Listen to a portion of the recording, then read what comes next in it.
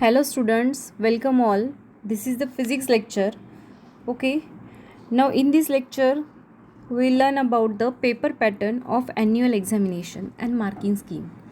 आजच्या पिरियडमध्ये आपण तुमचा जो फायनलचा जो ॲन्युअलचा पेपर कसा असणार आहे, तो कसा डिवाईड झालेला आहे आणि त्याच्यामध्ये मार्किंग स्कीम कशी आहे, तो कसा सॉल्व करायचा आहे, हे आपण आजच्या लेक्चरमध्ये लर्न करणार आहे. कारण की याच्या आधी तुमचे सगळे MCQ अशा टाईप एक्झाम झालेल्या आहेत, जी आपली फर्स्ट टर्म झाली, युनिट टेस्ट झाल्या 2 त्यामध्ये. म्हणून तुम्हाला थेरॉटिकल पेपरचा अजून तुम्ही लिहिलेला नाही आहे, दिस इज द फर्स्ट टाईम. मग तो आपण आधी स्टडी करूयात कसा राहणार आहे पेपर. आणि अशाच टाईप तुम्हाला 12thला राहतो पुन्हा ॲन्युअल एक्झामिनेशनचा जो पेपर आहे. मग आपण आता पाहूयात यामध्ये कसा कसा डिवाईड केला आहे paper. Question paper pattern of annual examination कसं आहे बघा. आता त्याला 3 तास असतो आपल्याला टायमिंग जो आहे, आणि मार्क्स असतात 70 आणि 30 मार्क्स प्रॅक्टिकलला. म्हणजे टोटल मार्क्स 100 मार्क्सचा पेपर असतो आपला फिजिक्सचा. मग आता त्यामध्ये जनरल इन्स्ट्रक्शन्स पहा, तुमचा क्वेश्चन पेपर कसा राहणार आहे तो आपल्याला एकदा समजला की आपण पेपर इझिली सॉल्व करू शकतो. ओके.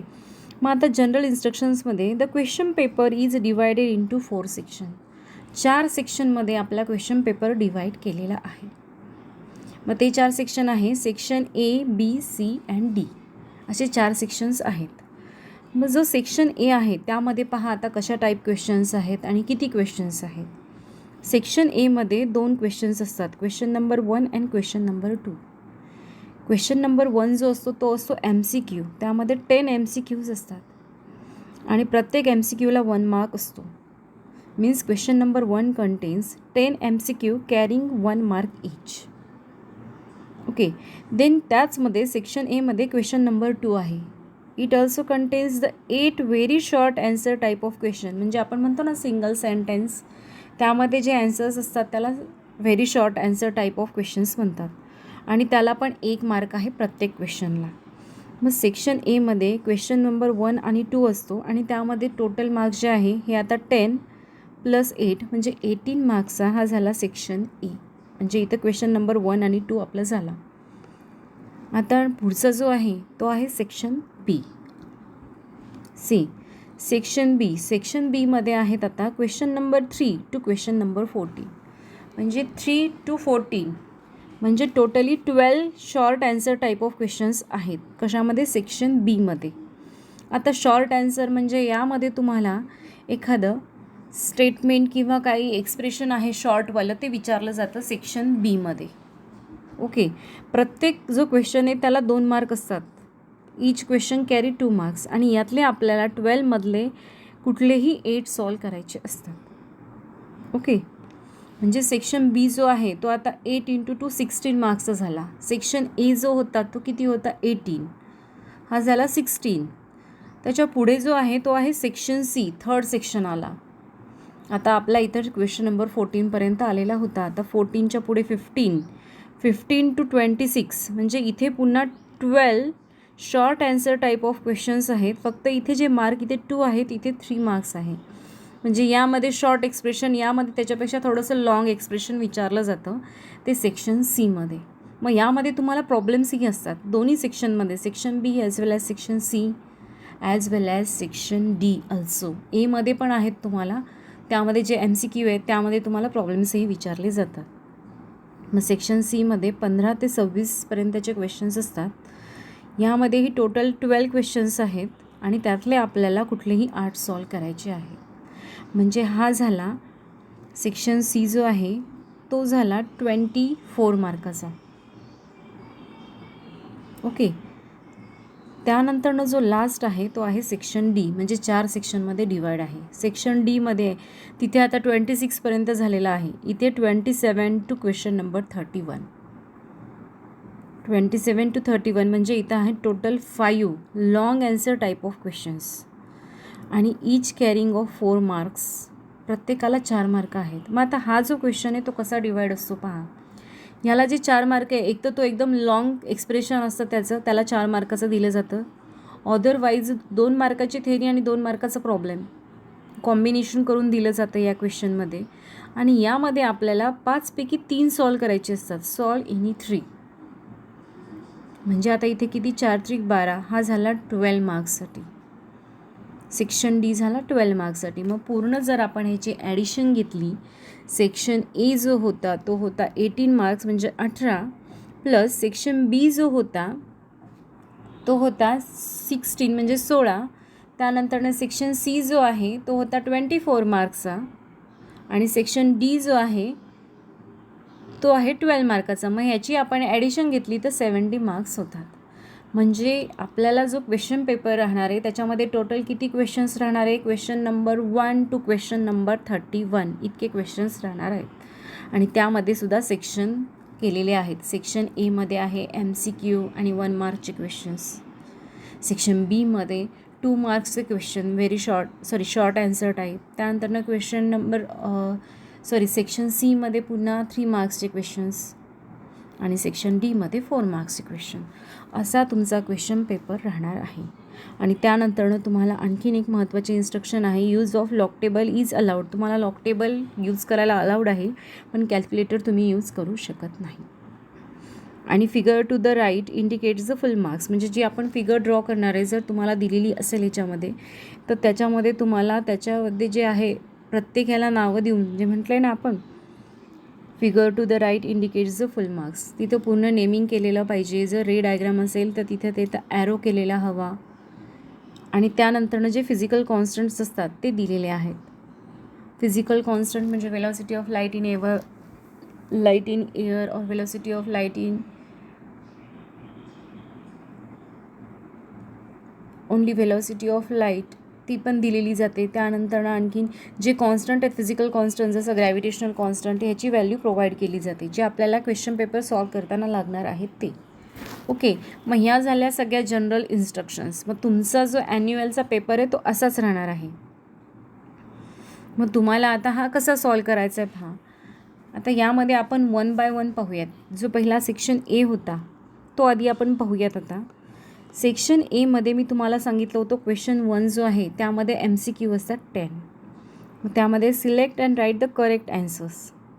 मग आपण याचं पाहूयात पॅटर्न कसा आहे ॲक्च्युअल. ओके, मग क्वेश्चन नंबर 1मध्ये select and write the correct ॲन्सरमध्ये सपोज आपण आता फर्स्ट MCQ घेतला, the SI unit of force is. मग तुम्हाला खाली 4 ऑप्शन्स दिलेले आहेत.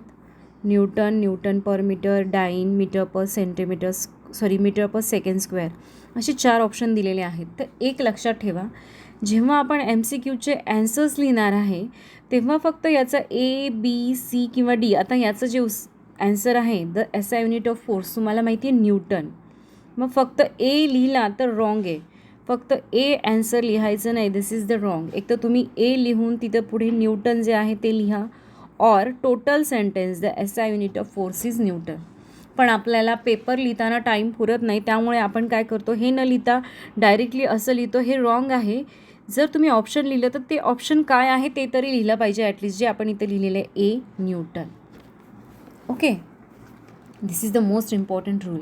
आणि आणखीन एक, जेव्हा आपल्याला तुम्हाला एक माहिती असेल जेव्हा आपण पेपर सॉल्व करतो तेव्हा रिस्ट्रिक्शन्स नाही आहेत की सेक्शन एच तुम्ही पहिले सॉल्व केला पाहिजे. तुम्ही बी ही सॉल्व करू शकता, सी ही, अदरवाईज डी सेक्शनही आधी सॉल्व करू शकता. पण यामध्ये एक लक्षात ठेवा, सेक्शन ए जो आहे तो त्याचे जे MCQ आहे ते कधीही एकाखाली एकच हवे. जे 10 MCQ राहणार आहेत तुम्हाला, म्हणजे असं चालत नाही त्यामध्ये मी एका पेजवर आहेत ते 2 MCQ लिहून ठेवले, त्यानंतर दुसरा क्वेश्चन लिहिला, पुन्हा त्याच्या पुढे जे आहे पुढच्या पेजवर त्याच्या पुढचे MCQ लिहिले. दिस इज द रॉंग. जे MCQ आहेत ते टोटल 10 MCQ एकाखाली एकच हवे आहेत, म्हणजे ते रूलच आहेत. ओके, ते लक्षात ठेवा जेव्हा तुम्ही पेपर सॉल्व करणार. हे जे MCQ आहेत 1 बाय 1 एकाखाली एक सॉल्व करायचे आहेत आणि ते कसे लिहायचे तेही मी तुम्हाला सांगितलं त्याचे ॲन्सर्स. फक्त त्याचा ऑप्शन नंबर म्हणजे A, B, C और D असा टाकून ठेवायचा नाही, तो ऑप्शन जो आहे तेही लिहायचं आहे. ओके, मग आता आपण 1 बाय 1 याच्यामध्ये मी काही 15 MCQs घेतलेले आहेत त्याचे आपण आता पाहूयात ॲन्सर्स काय आहेत. तुम्हाला ॲन्सर कसं लिहायचं माहिती आहे आता. मग ह्याच्यातला जो सेकंड क्वेश्चन आहे तो पहा आता. Speed of sound is maximum in, आता कशामध्ये पहा, water, air, vacuum, D. The answer of this question is D. मग मी फक्त डीनं लिहिता काय लिहिणार आहे, डी सॉलिड. और कसं लिहिणार आहे, speed of sound is maximum in solid. Then third MCQ. Third is the earth atmosphere is richest in. आता ह्याच्यामध्ये खाली 4 ऑप्शन्स दिलेले आहेत, ABCD. त्यातलं जे ॲन्सर आहे ते आहे बी, इन्फ्रारेड, IR. मग इथे मी ॲन्सर लिहिताना कसं लिहिणार आहे, बी आणि IR इन्फ्रारेड असं लिहिणार आहे. फक्त बी लिहिणार, that is the wrong. Otherwise तुम्ही कंप्लीट लिहू शकता. Then next fourth is the change in dimension is known as deformation. Okay, change in dimension is known as the deformation, that is the A. Means answer of this fourth is A. फक्त A न लिहिता तिथं A लिहून deformation सुद्धा लिहायचं आहे. Then fifth is which of the following produces the uniform electric field. Fifth मधला जो आहे त्याचं जे आन्सर आहे आता फिफ्थचं ते आहे 2 parallel plates. This is produces the uniform electric field, म्हणजे C, uniform 2 parallel plates. Then next is the 6 is the value of acceleration due to gravity is maximum at. ह्याचं जे आन्सर आहे ते आहे पोल ऑफ द अर्थ, म्हणजे C, pole of the earth is the answer. The next MCQ is, हे सगळं मी तुम्हाला कशासाठी सांगत आहे, कसं आन्सर लिहायचं आणि काय, आणि याच्यापैकीच तुम्ही MCQ करून ठेवा, तेच येतील. Then which of the following is a vector. This is the 7th. Speed, displacement, mass, time. From this the answer is B, that is a displacement. Okay, then next is the 8th is the potential energy of a body in the gravitational field of planet is 0.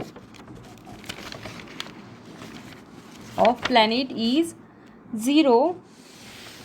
The body must be, ह्याचं जे answer आहे ते आहे C, at infinity. Okay, the answer of this question is C, at infinity. Then 9th number MCQ. The resultant of two forces 10 Newton and 15 Newton acts along positive x-axis and negative x-axis. The answer of this question is, आता इथे A option आहे, this is not answer. Then B is also not answer. C, 5 Newton along plus axis, this is also not answer. D, 5 Newton along negative x-axis is the answer of this question. Okay, then 10th MCQ. The slowest mode of transfer of heat is, answer of this question is conduction, that is A. Then 11th MCQ. A wire is stretched double of its length. The strain is, say this. याचं जे answer आहे, a wire is stretch, किती stretch केलेली आहे, double of its length.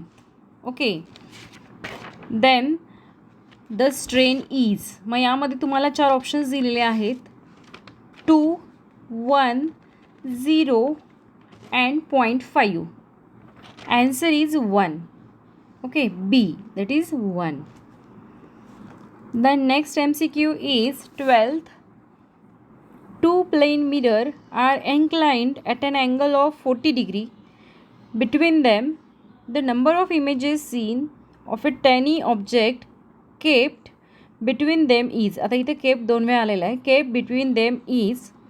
मग ह्याचं जे answer आहे तो तुम्हाला फॉर्म्युला यूज करून काढायचा आहे, जे तुम्हाला ऑप्टिक्समध्ये झालेलं आहे. त्याचं आन्सर जे आहे ते आहे C option, 8 or 9. Okay, 8 or 9.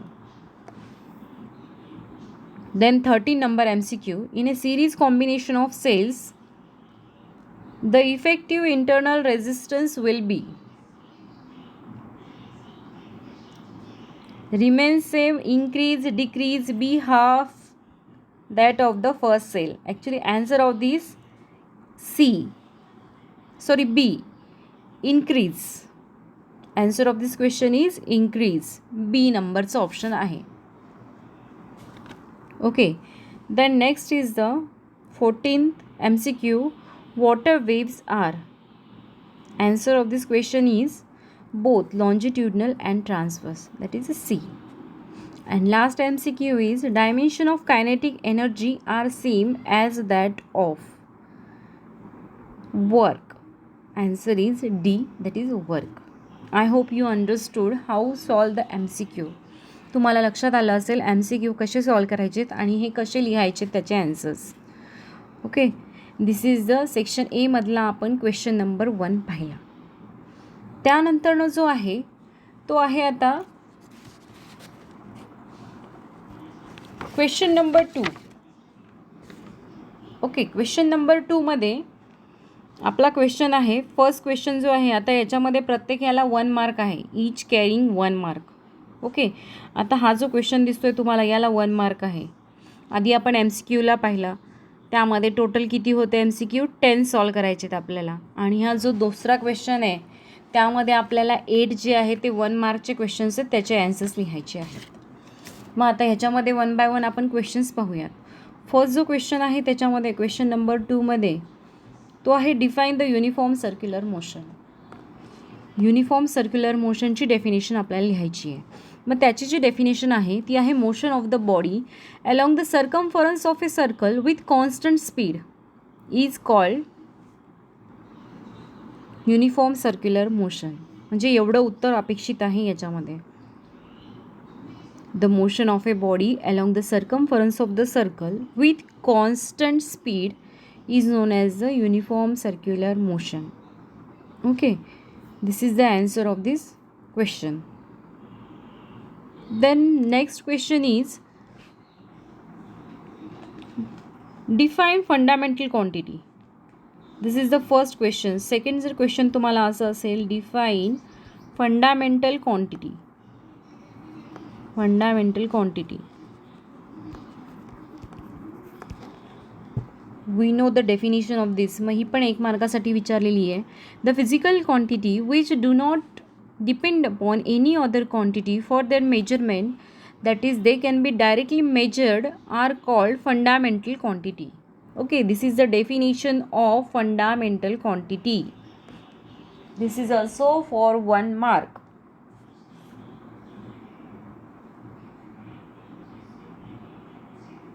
Then next is the what are the rectangular unit vector. Okay, third question is the what are rectangular unit vector.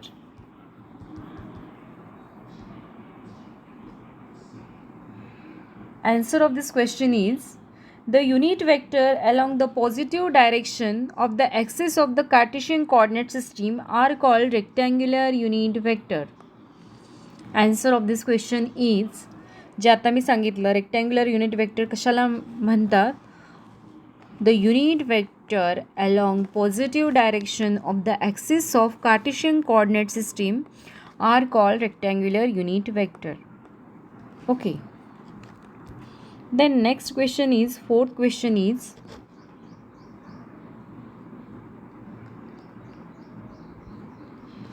Kepler's law of orbit. What is the Kepler law of orbit? Kepler's law of orbit. Okay, Kepler law of orbit जो आहे तो काय आहे, मग तो आपण इथे आता लिहूयात. 1 मार्कसाठीच आहे हा क्वेश्चनसुद्धा.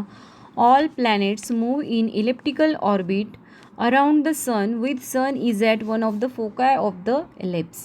This is the law of orbit, Kepler's law of orbit. Okay, हा केपलरचा लॉ आहे ऑर्बिटचा. Then next is the define elasticity. Fifth, define elasticity.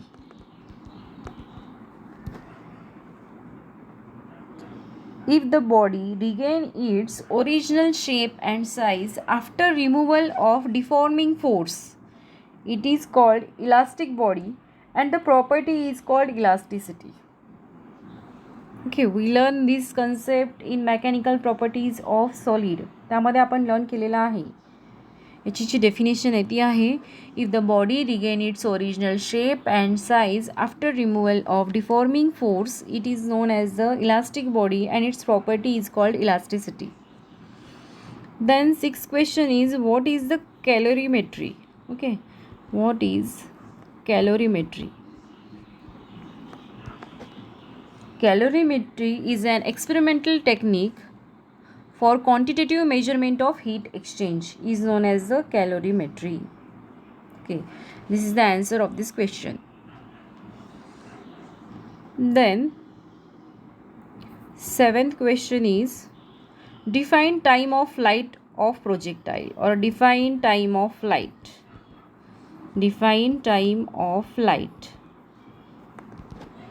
Definition of this time of flight is, the time of flight of a projectile is the time taken by projectile to cover the entire trajectory is called as the time of flight. Answer of this question is. And last one question is 8 number question.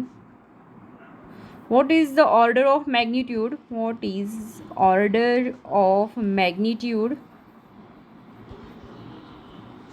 of charge on electron? Magnitude of charge on electron. We know that value किती असते? 1.6 into 10 to the power minus 19 coulomb. So order of magnitude is 10 to the power minus 19 is the order of magnitude. This is the answer. So these are the 8 questions which are in the question number 2 in section A. Okay, यामध्ये तुम्हाला जे 8 questions आहेत ते आपण आता discuss केले. मग यामध्ये तुम्हाला आणखी विचारू शकतात. आता आपण जे हे 8 क्वेश्चन्स घेतले त्यामध्ये जरी आणखीन आपण घ्यायचे म्हटले तर यामध्ये आणखीन डेफिनेशन येऊ शकतात. What is the stress, what is the strength, हे पण 1 मार्कासाठी विचारू शकतात. Okay, then what is the deformation, असे 1 टाईप ऑफ क्वेश्चन तुम्हाला हे जे आहे क्वेश्चन नंबर 2 मध्ये विचारलेले आहेत. ओके, म्हणजे आपला सेक्शन ए जो आहे तो टोटली मी तुम्हाला इथे एक्सप्लेन केलेला आहे.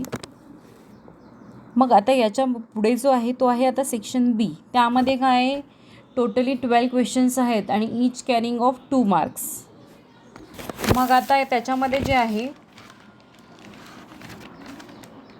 ते आता आपण पाहूयात. त्यामध्ये जे आहे सगळ्यात फर्स्ट जो क्वेश्चन आहे त्यामध्ये सेक्शन बी मध्ये जे आहे यामध्ये तुम्हाला प्रॉब्लेम नाही आहे, पण जो पुढे राहणार आहे त्यामध्ये तुम्हाला प्रॉब्लेम्सही आहेत. ओके, मग आपण सेक्शन बी जो आहे तो पुढचा एक लेक्चर मी टाकते, त्यामध्ये तुम्हाला मी तो एक्सप्लेन करते. Okay, I hope you understood this section A. Section B is discussed in next lecture. I hope you understood this, how to solve a section A and general instructions about the annual examination paper. Okay, thank you.